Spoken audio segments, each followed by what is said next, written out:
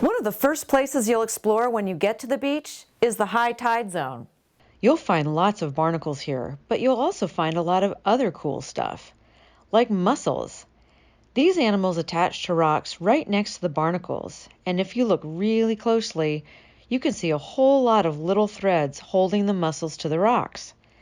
These are called byssal threads, and the mussels throw out these threads to attach to the rocks, just like Spider-Man throws out his web to climb buildings or catch bad guys. Another thing you'll probably see are a lot of shore crabs. These little crabs hide under rocks and seaweed and have a really funny way of moving. They move sideways. Morgan and Dylan will demonstrate, and we want you to follow along if you can.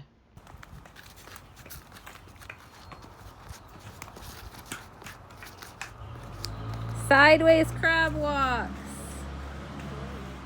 These little crabs are easy to find, and like all the animals you'll meet, you'll want to handle them really carefully so you don't hurt or crush them. First, you want to make sure your hands are wet. Next, you want to hold the animals close to the ground so they don't get hurt if they fall. Finally, crabs have strong, sharp claws, so we want to make extra sure that we only pick up the little ones so we don't get our fingers pinched. So how can we tell if a crab is too big for us to pick it up? I want everyone to hold their hand up like this. Now we all have the perfect tool to measure a crab. If a crab is small enough to fit through your crab measuring tool, then it's safe for you to pick it up. Does this one fit? You definitely don't want to touch one of these crabs, but sometimes you'll find a crab that isn't moving, and it looks like it might be dead. And if the shell opens up easily, and you find this, lucky you. You can definitely pick this one up. It's an empty crab shell that was shed by a living crab that grew too big to fit into its shell.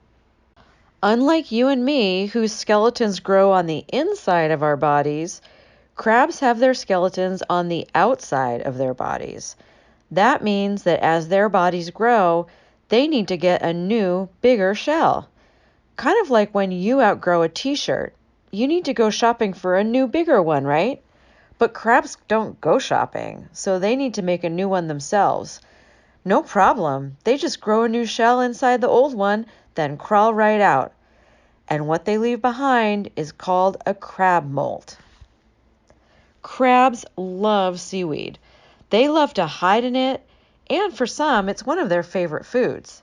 And there's a lot of seaweed on our beaches. It comes in all different colors, green, brown, red, lots of different shapes and sizes.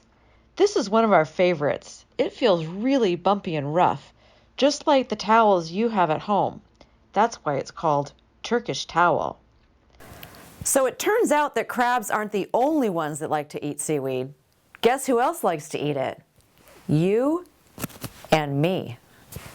Some of these foods are obvious, like sushi, but some might surprise you, like cottage cheese, toothpaste, or even ice cream.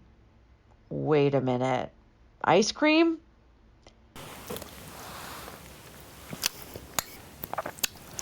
Seaweed never tasted so delicious.